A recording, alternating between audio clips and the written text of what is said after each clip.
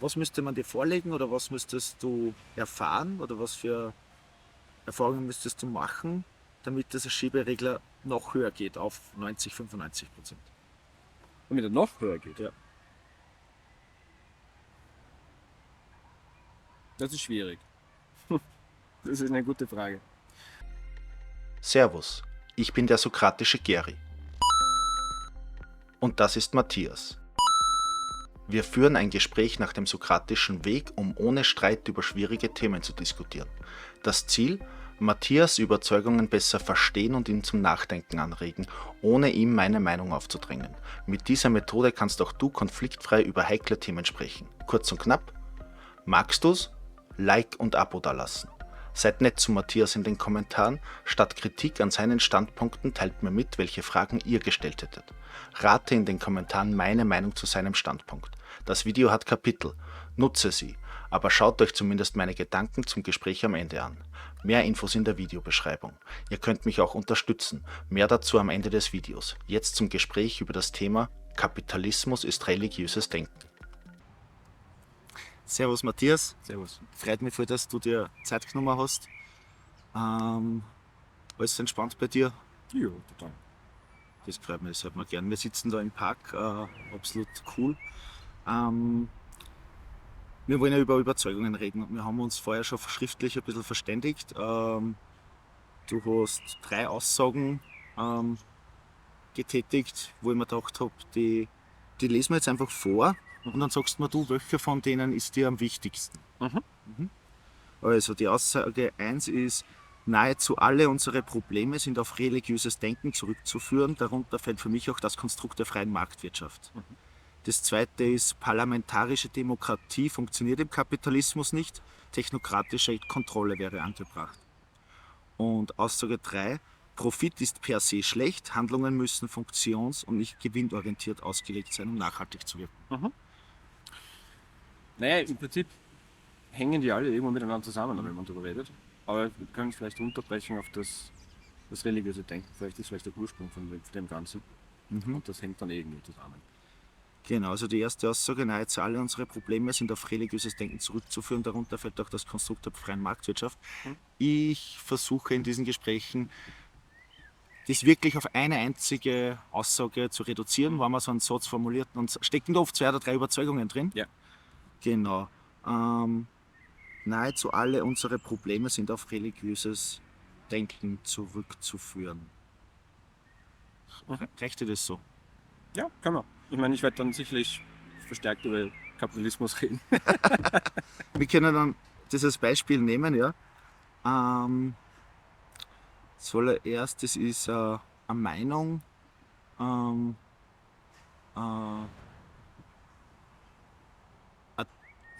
deskriptiver Claim, würde man sagen.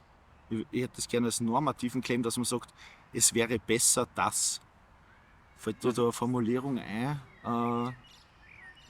Ja, ich meine, könnte man im Prinzip auch, wir haben vorher schon kurz darüber geredet, an den wissenschaftlichen Prozess anhängen quasi. Es wäre besser, wenn Handlungen und Planungen auch in gesellschaftlicher Hinsicht eben an Evidenz gekoppelt werden und an Raison oder Hausverstand quasi und eben nicht an nicht beweisbare Annahmen und Mythen. Und man muss es im Prinzip, ich müsste weiter ausschauen. Also für mich geht das weiter zurück zum menschlichen Verhalten, dass man ganz instinktgetrieben sogar schon Muster einfach in allem erkennt. Ja. Das ist ein ganz normales Verhalten, das wir von Natur aus an uns haben. Kannst du ein bisschen lauter reden, bitte? Ja, natürlich. Ich will dich nicht unterbrechen oder Ja. nicht zu viel, aber im ersten Schritt würde ich mich eben auf diesen einen Satz einigen wollen, und wenn wir uns dann geeinigt haben, dann können wir von dem Satz dann schauen, was steckt da alles drinnen. Das heißt, wenn ich richtig verstanden habe, dann würden wir sowas nehmen wie, es wäre besser, du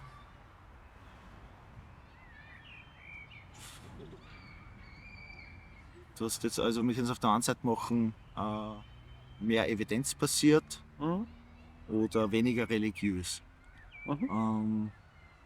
Was ist denn dir da wichtiger von den zwei? Dass es nicht weniger religiös ist oder dass es mehr evidenzbasiert ist? Ich weiß, es ist fast das Gleiche. Ja, klar. Aber es gibt doch Vermutlich unterschiedliche. wäre mir da wichtiger, dass es weniger religiös ist, weil da für mich eben der Rattenschwanz dranhängt von Dogmatismus quasi und halt Überzeugungen, die dann nicht mehr zugänglich sind für Vernunft. Also es wäre besser, wenn wir unsere Probleme nicht mehr mit religiösem Denken zu lösen versuchen. Okay, das ist gut. Ja. Gut. In eigenen Worten, wie wichtig ist dir das? Also sehr wenig, ein bisschen. Sehr wichtig, auf jeden Fall. Also das ist definitiv eine Überzeugung, die ich sehr stark vertrete. Auch eine Überzeugung, zu der ich mich regelmäßig mit allen möglichen Personen auseinandersetze und diskutiere. Und definitiv, glaube ich, auch eine Einstellung, mit der relativ viele Menschen nicht viel anfangen können irgendwann. Weil es, glaube ich, doch ziemlich stark in uns drin hängt, dass wir bestimmte Dinge auch ohne jegliche Evidenz einfach nur akzeptieren, weil, kann man sagen, das sind sie gewohnt, aber weil es einfach schon immer so war oder weil es einfach gesellschaftlich verankert ist. Und Die Aussage, wir sollten versuchen, unsere Probleme nicht mit religiösem Denken zu lösen versuchen. Auf einer Skala von 0 bis 100. 0 wäre, ich habe nur Zweifel. Also nicht, das ist das Gegenteil, sondern ich habe nur Zweifel. Und 100 wäre, ich bin ohne jeden Restzweifel davon überzeugt, dass diese Aussage wahr ist oder dass diese Aussage stimmt. Wo wärst du auf dieser Skala? 8 vermutlich, weil ich denke, dass religiöses Denken oder beziehungsweise ein gewisser religiöser Eifer schon noch positiv instrumentalisiert werden kann. Du meinst 80 von 0 bis 100 oder? Ja, würde ich sagen. Okay, ja. Ungefähr. Also es ist jetzt nicht so, dass ich komplett selber dogmatisch ausschließen würde, jegliche Art von religiösem Denken oder religiöser Organisation wäre komplett kontraproduktiv oder schädlich. Aber ich denke, es steuert einfach viel zu viel von unserem Handeln und Denken. Und da bin ich stark davon überzeugt, dass es sehr zielführend wäre, wenn wir uns davon loslösen können. Da gibt es aber viele Grundbedingungen, die dafür erfüllt werden müssen. Und ja, das geht schon gewissermaßen eigentlich so ein bisschen utopische Vorstellung. Nur damit ich richtig verstehe, ob wir uns richtig verstehen, du bist zu 80 Punkten davon überzeugt, dass diese Aussage wahr ist und nicht, dass das 80% von den Problemen wir lösen sollten. Ja. Und zwar, okay, Ja. passt, da waren wir jetzt noch kurz unsicher. Was macht denn den größten Teil von diesen 80 Punkten aus, warum du so denkst? Was wäre dein bestes Argument dafür? Meinst du hast diese 80% sind aufgefüllt mit verschiedenen Argumenten, manchmal wegen schwerer, manchmal weniger. Was wäre denn das Stärkste? Für mich das stärkste Argument wäre eben, dass wenn man sich wirklich ruhig, evidenzbasiert, historisch, statistisch anschaut, dass die Annahme, dass zum Beispiel die freie Marktwirtschaft, des Kapitalismus unter Anführungszeichen das beste System ist, was wir jemals haben könnten und jemals haben werden, dass das eine im Prinzip religiöse Annahme ist und dass das eben eigentlich nicht belegbar ist und es aber ein gesamtes gesellschaftliches Konstrukt, eine gigantische Unterstützung dafür eine gesellschaftliche gibt, die das eigentlich ohne wirkliche Belege aufrechterhält und gegen die es sehr schwer ist anzukommen mit Argumenten. Also das wäre für mich quasi das Hauptargument, dass man, wenn man sich wirklich wissenschaftlich, wenn man sich ruhig, wenn man sich mit Hausverstand anschaut, dass viele der Argumente, die man für die Art, wie wir unsere Gesellschaft konstruiert haben bis jetzt, vor allem in der Neuzeit, nicht aufrechterhalten sind, meiner Meinung nach. Und davon bin ich sehr stark überzeugt. Okay. Was macht die 20 Punkte Restzweifel aus? Was wäre da das beste Gegenargument? Die 20 Punkte Restzweifel, würde ich sagen, ist eben quasi, wie ich vorher angeschnitten habe, dass quasi religiöses Denken oder sagen wir mal, dass es auch positiv sein kann, wenn man große Teile der Gesellschaft mobilisieren kann, ohne jeden Einzelnen komplett fachlich und auf einer wissenschaftlichen Ebene oder auf einer Logikebene wirklich überzeugen zu müssen. Und in dem Sinne, glaube ich, macht es schon auch Sinn. Also in der Politik würde man dann sagen, man geht in den Populismus. Ja. Also muss nicht jeder Mensch komplett auf der sachlichen Ebene vollkommen dafür überzeugt sein oder es auch überhaupt verstehen, was gesagt wird, aber man stimmt zu und somit kann man Menschen auch für etwas Konstruktives oder Positives gewinnen. Geht natürlich auch das Negative. Aber also in dem Sinne bleibt noch ein Restzweifel, dass man es nicht jetzt komplett dogmatisch diese Art von Denken, diese Art von Gesellschaftskonstrukt ablehnen kann, weil es auch gewissermaßen einen Nutzen bringt, wenn man es in bestimmten Bereichen anwendet. Okay. Ich verstehe jetzt schon sehr besser, was du meinst. Ja. Nehmen wir dieses beste Hauptargument, dass halt Kapitalismus ein religiöses Denken ist. Wie bist denn du zu der Überzeugung, also das ist eine Sub-Überzeugung, Überzeugung. Wie bist denn du dazu gekommen? Wie hat sich das entwickelt? Ich habe mich so vor gut 20 Jahren angefangen, mehr mit, wie soll man sagen, alternativen Wirtschaftstheorien, alternativen Takes zur Geschichte unserer heutigen Gesellschaft befasst. Da habe ich mich vor allem sehr stark mit einigen Menschen befasst, zum Beispiel Peter Joseph, der online recht bekannt ist, der sich mit seinem Zeitgeist-Project einen Namen gemacht hat. Und da ging es vor allem um die alternative Vorstellung, wie man eine Ökonomie, eine Sozioökonomie gestalten kann. Habe ich dich richtig verstanden? Ich habe den Namen jetzt nicht erkannt. Peter Joseph. Ja, da klingelt nichts. Ja. Hast du gesagt Zeitgeist? Oder? Zeitgeist Project hat das geheißen damals. War das so ein Film? Das war ein Film, ja. Er hat angefangen mit einem Film, den er gemacht hat, der eigentlich fast wie ein Kunstprojekt war, wo er auch einige Verschwörungstheorien eingebaut hat. Deswegen hat das auch ziemlich viel Kritik gehagelt. Damals, da ging es auch um September 11 und solche Geschichten. Aber er hat dann davon eigentlich weggeführt und hat sich viel mehr verstärkt und mit dem Gedanken beschäftigt, wie kann man unsere Gesellschaft alternativ designen. Da gibt es viele andere Menschen im Hintergrund, auf die er sich dann berufen hat, Buckminster Fuller und andere kluge Köpfe auch schon von vor 100 Jahren oder so, wo es im Prinzip um den Gedanken geht, eine ressourcenbasierte Ökonomie zu gestalten. Also eine Ökonomie, bei der die Effizienz der Verwaltung, der eingesetzten, wie wir unsere Ressourcen gewinnen, wie wir sie einsetzen, auf der Makro-, auf der Mikroebene, wie man das alles gestalten könnte, wenn man eben nicht das Profitstreben im Vordergrund hat. Und das gleitet dann eben, kann schon ziemlich schnell irgendwie abgleiten, wenn man das so jetzt diskutiert mit irgendwem, der sich nicht näher damit beschäftigt, in Richtung, ja, das ist ja Kommunismus. Ja, oder es geht nur um Ressourcenteilung. Aber es geht im Prinzip eher darum, wie man es, wie gesagt, ressourceneffizient gestalten kann. Also, und wirklich eigentlich fast technokratisch. Also dass das wirklich die besten Erkenntnisse, die wir haben, auf jeder Ebene, in jedem Fachbereich angewendet werden, um den größtmöglichen Nutzen zu erzielen. Das muss nicht notwendigerweise heißen, dass alles 1:1 auf jeden gleich aufgeteilt wird, wie quasi im Sozialismus klassisch, sondern dass einfach wirklich die Effizienz und auch die Nachhaltigkeit im Vordergrund steht. Nur damit ich dich richtig verstehe, was bedeutet Technokratie in diesem Kontext für dich? Technokratie wäre in diesem Falle, oder ist es generell, dass quasi die fachlich geeignetsten Personen die politischen Entscheidungen dazu treffen. Da gibt es jetzt viele Ansätze, wie man das gestalten könnte. Technokratische Organisationen hat es auch schon vor über 100 Jahren immer wieder gegeben, haben sich aber nie ganz durchsetzen können. Aber der Ansatz ist im Prinzip, dass zum Beispiel nicht gewählte Volksvertreter, die eigentlich keine fachliche Kompetenz haben, die Entscheidungen treffen, sondern im Optimalfall vielleicht quasi wie bei einem Schöffengericht aus einem Pool zufallsgenerierte Experten, jeweils anerkannte Experten nach bestimmten Kriterien ihres jeweiligen Fachbereichs, die dann quasi in Gremien zyklisch vielleicht immer wieder entscheiden dann. Das könnte man dann natürlich noch durch eine gewählte Volksvertretung auch noch kontrollieren und absegnen lassen.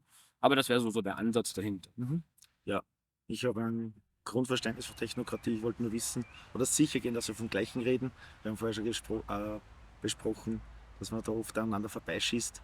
Darum das dazu. Wir haben jetzt 3 Ebenen von Überzeugungen faktisch schon durchgespielt. Also wir haben ja gesagt, es wäre besser, wenn weniger religiöses Denken unsere Entscheidungen weniger mit religiösem Denken zu lösen versuchen. Genau so war das. Dann Kapitalismus ist religiöses Denken und dann technokratische Kontrolle wäre angebracht. Ich glaube, das ist der Claim, wo der Annahme extra dabei gestanden ist. Ich bin jetzt ein bisschen am Überlegen, ob ich da jetzt beim ersten Hauptclaim bleibe oder zum zweiten gehe oder ob wir gar den dritten untersuchen. Ich glaube, wenn du das gewichten müsstest von den drei, welche Aussage von den drei wieder dir am wichtigsten ist, wie wir es vorher schon gemacht haben. Also wir haben zuerst 3 Aussagen gehabt, jetzt haben wir eine Aussage, die 3 Themen hat. Ja. Was ist denn da dir am wichtigsten? Vermutlich, dass Kapitalismus religiöses Denken ist, weil es am akutesten ist. Okay. Wenn du jemanden beschreiben müsstest, der noch nie was von Religion gehört hat, so ist ein Gedankenexperiment, wie würdest du dem religiöses Denken erklären? Religiöses Denken würde ich beschreiben als den Hang der Menschheit, Ereignisse oder Wahrnehmungen, die sie in ihrer Umgebung treffen oder die Dinge, die sie in ihrer Umgebung wahrnehmen, mit ihren eigenen erfundenen Geschichten zu erklären. Anstatt eben, wie gesagt, auszutesten anhand von Kriterien, anhand von Parametern und eine unabhängig belegbare Wahrheit oder Aussage zu diesen Ereignissen zu schaffen. Okay. Und wie würdest du jemanden Kapitalismus erklären, der sich dann nicht in der Tiefe damit beschäftigt hat oder unter einem Stein gelebt hat? Ja, ganz basic, einfach nur, dass alle wirtschaftliche Vorgänge vom Kapital natürlich gesteuert werden. Also quasi, dass das Profitstreben im Vordergrund steht und dem alles untergeordnet wird. Also dass auch der Arbeitgeber in dem Sinne, den es ja auch nur in dem Kontext wirklich gibt, die Macht hat im Prinzip. Sind Einzelaspekte des Kapitalismus oder Einzelentscheidungen religiöses Denken oder Kapitalismus als solches oder eine Mischform? Naja, das religiöse Denken, spezifisch auf den Kapitalismus, würde ich so erklären, dass ich denke, dass einfach die Annahme, erstens, dass es das beste System ist, für mich nicht belegbar ist und eher quasi fast schon religiös oder dogmatisch. Zweitens auch, dass das Profitstreben und Wettbewerb ohne jegliche Kontrolle per se als dogmatische Aussage immer so zu werten wäre. Wie würdest du feststellen, welches System besser und schlechter ist und was für Kriterien legst du dann? Ja, das ist eine gute Frage. Da kann man nämlich, das ist halt die Schwierigkeit dabei, wenn man das oft diskutiert, weil man natürlich historisch wenige Gegenbeispiele hat. Und die wenigen, die man hat, sind jetzt natürlich politisch stark, wie soll man sagen, in Verruchung, wie jetzt natürlich klassischerweise der Kommunismus oder Marxismus, die für ihren Teil natürlich in bestimmten Bereichen auch nicht funktioniert haben, das kann man ruhig so sagen. Und insofern ist es schwierig, darüber zu diskutieren, weil man immer nur von der dogmatischen Seite oder dogmatisch überzeugten Seite zurückbekommt, ja, das ist ja automatisch dann, was macht man sonst? Ja, dann ist es Marxismus oder Kommunismus, das hat ja auch nicht funktioniert. Also was soll man sonst machen? Und das fällt für mich dann wieder in ein bisschen dieses religiöse Denken hinein, so, es ist so gut, wie es ist, das andere haben wir schon mal probiert, das funktioniert nicht. Und da verschließt man sich irgendwie vor diesen Ansätzen, wie vorher eben mit leicht technokratischer, mit ressourcenbasierter Ökonomie. Das sind alles Konzepte, die werden sofort dann in die andere Ecke verschoben. Und für mich ist das wie die Diskussion mit religiösen Menschen, wenn man ihre Überzeugung jetzt im Katholizismus oder in irgendeiner Religion diskutiert, wenn man versucht zu ergründen, warum sind sie davon überzeugt. Und da kommt man auch sehr schwer zu belegbaren Fakten, zu irgendeinem Common Ground, weil es einfach immer nur um die tiefe Überzeugung geht, es ist gut so, wie es ist, es ist für mich gut so, wie es ist. Lass mich kurz nachdenken.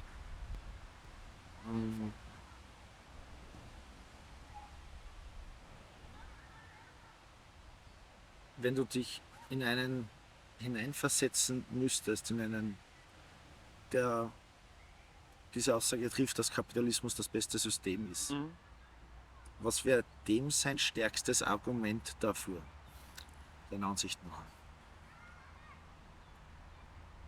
Also was ich jetzt objektiv auch als starkes Argument anerkennen würde oder was immer wieder angeführt wird als quasi Was Argument? für dich ein starkes Argument wäre, Okay. also, was du annehmen würdest.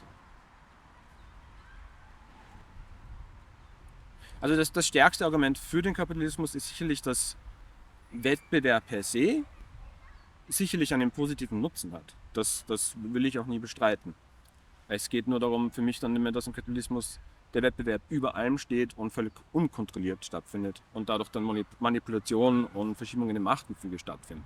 Aber da, im Prinzip würde ich immer anerkennen, dass Wettbewerb an sich einen positiven Outcome hat. Dass wenn die Bedingungen stimmen, wenn reguliert wird, wenn dies und das, dass dann im Prinzip das bessere System, das bessere Produkt, die bessere Idee am Ende gewinnen kann.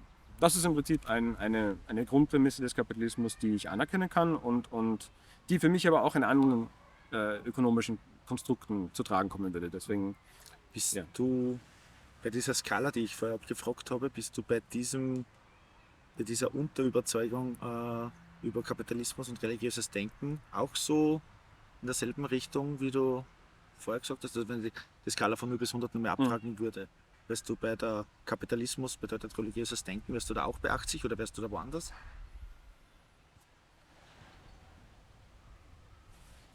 ja, da wäre ich glaube ich auch ungefähr bei 80.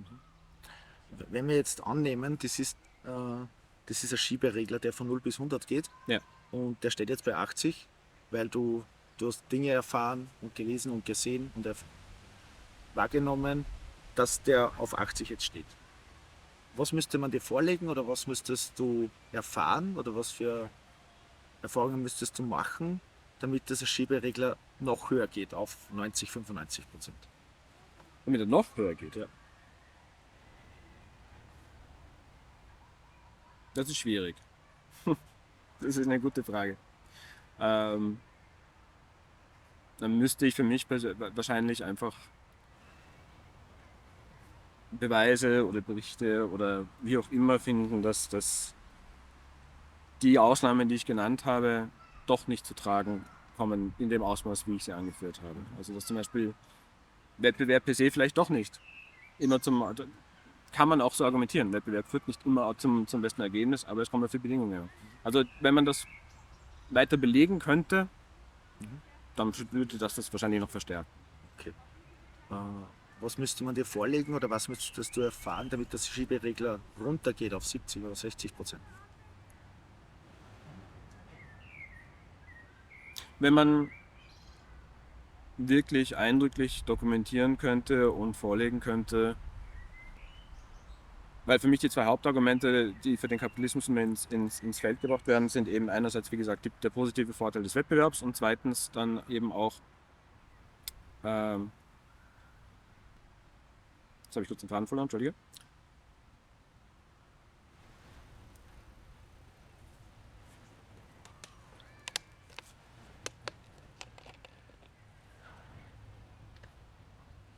Ach, was wollte ich jetzt sagen? Egal, wenn es dir später wieder einfällt, Ja. dann kann man einfach drauf zurück. Also wir haben eine Aussage, Kapitalismus ist religiöses Denken und du hast einige Argumente angeführt. Gefällt mir übrigens sehr gut das Gespräch, also ist richtig cool, bringt mich auch zum Nachdenken. Und jetzt können wir uns sagen, okay, ist diese Aussage wahr oder ist die Aussage falsch? Wie könnte man, also fällt dir Experimente oder ein Studiendesign oder irgendetwas, was man experimentell machen könnte, um herauszufinden, ob diese Aussage wahr ist?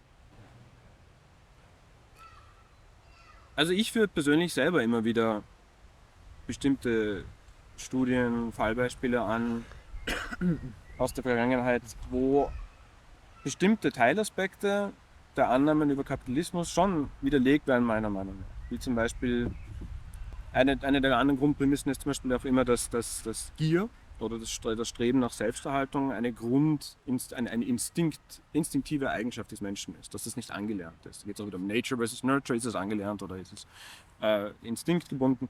Und da gibt es, finde ich, schon immer wieder ziemlich eindrückliche Studien, dass zum Beispiel bei Kleinkindern, Toddlers, ja, kurz bevor man überhaupt in den Kindergarten kommt zum Beispiel, dass diese Konzepte von eigenem Besitz oder das möchte ich mir jetzt nur nehmen und nicht teilen, gar nicht wirklich vorkommen. Also da gibt's viele Studien, wo beobachtet wird, dass Kinder bevor sie stark sozialisiert werden, bevor sie dieses Verhalten stark anlernen, viel eher teilen und quasi eben man auch eigentlich beobachtet, dass dass die Freude am Teilen eigentlich haben, statt dass sie alles für sich selber horten oder anderen wegnehmen. Kommt auch vor, aber längst nicht so stark wie später. Und das ist für mich das sind schon so Teilaspekte. Ein anderes Beispiel wären zum Beispiel auch diverse Experimente, die gemacht wurden. Ich glaube, das war in Skandinavien, ich glaube, bilde mir ein, auch in Kanada einmal in den 70ern, wo zum Beispiel ein universelles, bedingungsloses Grundeinkommen in einem kleinen Ort, in einem kleinen Dorf, wie auch immer, ausgeteilt wurde über ein Jahr hinweg, 2 Jahre hinweg. Und alle Indizes, die man hat, also für Gesundheit, für Zufriedenheit, für Produktivität, auch in die Höhe schießen. Also jetzt die Annahme, dass der Druck, dass man den Wettbewerb braucht, dass man die Existenzangst braucht, dass man den Gehaltsdruck braucht, damit quasi das System funktioniert, dass die auch nicht unbedingt aufrechterhaltbar ist. Zumindest in diesen kleinen Fallbeispielen. Aber das ist nie im großen Stil jetzt so angesehen worden. Dazu müsste man sich wirklich in einem breit gefächerten wissenschaftlichen Diskurs, in einem breit gefächerten Projekt mit verschiedenen Fachbereichen diese Grundprämissen wirklich ansehen. Und ich glaube, da gibt es immer wieder in kleinen Aspekten wird sich das angesehen. Aber die ganz großen Aussagen, das wirkliche Big Picture dazu, das wird halt wie gesagt nur von theoretischen Ansätzen, kann man sagen, jetzt Träumern, von Utopisten, wie auch immer, nur in so Vorstellungen angesprochen, aber nicht wirklich die Probe auf das Exempel gemacht oder jetzt wirklich in einem Experiment durchgezogen. Okay. Also verstehe ich richtig, wenn du sagst, die Wissenschaft und die Ökonomen und alle zusammen befassen sich zu wenig damit, wie könnte man den Kapitalismus ändern oder wie könnte man da... An Ökonomen gibt es, denke ich, schon ziemlich viele, die sich auch mit alternativen Ansätzen beschäftigen, auf jeden Fall. Aber es wird nicht wirklich ganzheitlich betrachtet.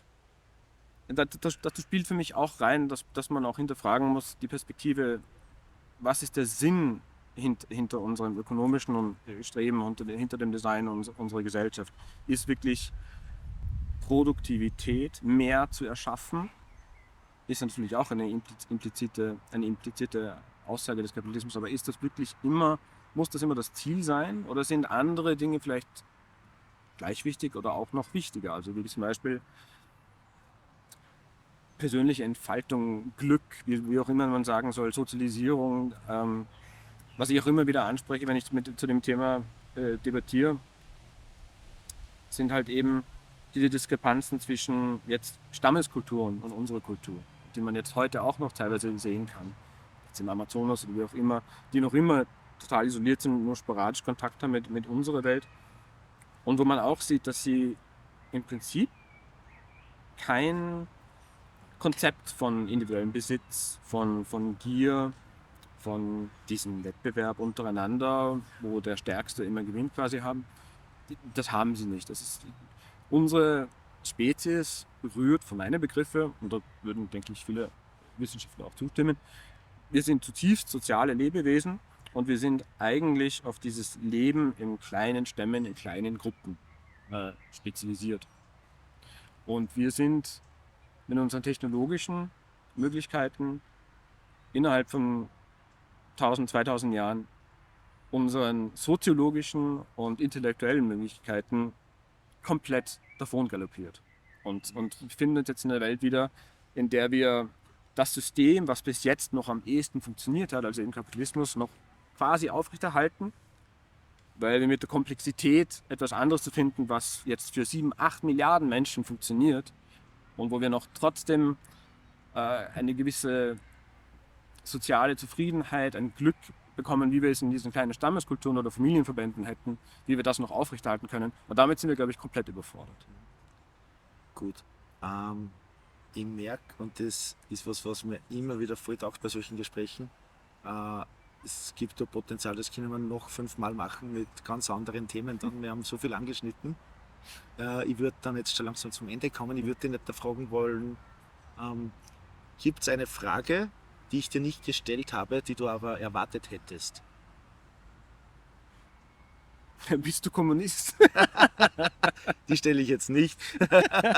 Nein, das ist quasi die Standardfrage immer dann im Umkehrschluss oft. Das, Auch von- das würdest du gern diskutieren. Ne? Nein, gar nicht, weil ich auch nicht wirklich Kommunist bin, eigentlich. Ja. Aber das ist quasi immer das Hau drauf Argument, was sehr, sehr häufig kommt. Ist das, darf ich das so verstehen, dass das faktisch immer du beschuldigt wirst, Kommunist zu sein und dir das dann in eine Diskussion reinträgst? Sehr häufig, ja. Also es ist Ich kann dir anbieten, dass wenn ich das nächste Mal in Wien bin, dass wir deine Überzeugung, ein Gespräch über deine Überzeugung machen. Ich bin kein Kommunist. Das wäre cool. ja, Und gerne. ich habe da diese Stressbällchen, das ergibt ein Zahnrad, die anderen zwei habe ich bei den anderen zwei Interviews heute schon verschenkt. Den schenke ich dir. Danke. Und wenn wir über Kommunismus reden, dann kriegst du das Gelbe oder das Blaue. Bevor wir gleich zur Analyse kommen, hier noch ein paar Infos, wie ihr mir helfen könnt, diese Gesprächsmethode bekannter zu machen. Like und Abo ist wohl klar, Zwinker-Emoji. Teilt das Video auf Facebook, Reddit, wo es euch immer passend erscheint. Besucht die Website sokratischer-weg.de. Einen Link zur Kurzanleitung der Gesprächsmethode Sokratischer Weg findet ihr in der Videobeschreibung. Dort findet ihr auch den Weg zur Discord-Übungsrunde. Schaut einfach mal vorbei. Und ganz wichtig, am Sonntag, den 1. Oktober, findet der erste Einsteiger-Workshop via Zoom statt. Speziell für alle da draußen, die mit Discord nicht so viel anfangen können. Link auf der Website. Ihr könnt mich jetzt auch per Steady abonnieren, schon ab 3 Euro im Monat. Ihr helft mir damit massiv, die Zeit und das Gerät zu finden, das ich für den Kanal hier brauche. Wenn ihr den Verein Sokratischer Weg unterstützen wollt, dann werdet doch einfach Mitglied. Nutze dazu das Kontaktformular auf der Website. Wollt ihr selbst mal so ein Gespräch mit mir führen und sehen, wie sich das anfühlt, wenn man die eigene Überzeugung mal ordentlich untersucht, dann schreibt mir eine Mail an sokratischergeri@gmail.com. Link in der Beschreibung. So, und jetzt zur Analyse. Ich habe mir hier sehr viel Zeit genommen, um den eigentlichen Claim bzw. die Überzeugung zu erfahren. Wenn man hier schlampig ist, kann das sehr schlecht fürs eigentliche Gespräch sein. Damit steht und fällt das Ganze. Bei Minute 4,57 könnt ihr sehen, dass ich bemerkt habe, dass wir gleichzeitig reden und habe sofort zurückgesteckt. Ich lasse mein Gegenüber immer reden, es sei denn, er schweift komplett ab. Dann versuche ich, ihn wieder einzufangen. Bei Minute 15 entscheide ich mich quasi nochmal zu beginnen, da ich denke, hier eine zugrunde liegende Überzeugung identifiziert zu haben. Das ist jetzt kein Standardvorgehen, kann man aber machen.